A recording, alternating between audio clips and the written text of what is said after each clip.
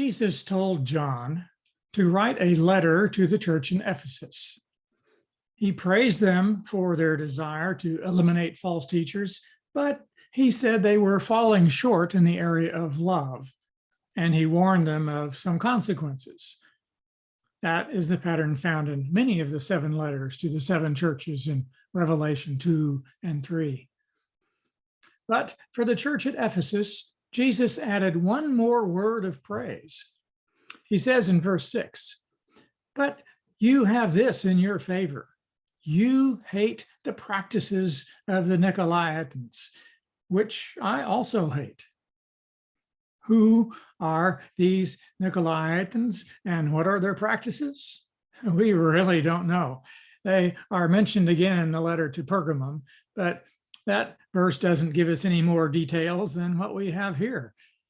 The most common guess is that the Nicolaitans said that believers didn't need to obey any rules. Well, whatever it was, here again, the church at Ephesus was praised for identifying and rejecting erroneous teachings. And then Jesus says, "Whoever has ears, let them hear what the Spirit says to the churches." He says this to all the churches. The point is that in any group of Christians, in any city or century, we can learn from what Jesus says to the other churches.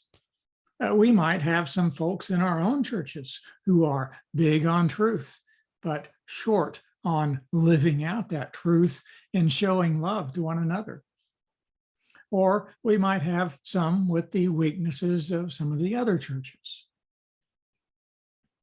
Jesus next promises a reward for being faithful, for repenting and changing in the way that he describes. Here he says, "To the one who is victorious, I will give the right to eat from the tree of life, which is in the paradise of God." I think that here again, all churches need to hear what Jesus offers this one. The reward is not just for Christians who happen to live in first century Ephesus. Rather, it is a reward that applies to all who are victorious in Christ. He will give us the right to eat from the tree of life and to live forever. This is using imagery from the Garden of Eden to describe our future with God.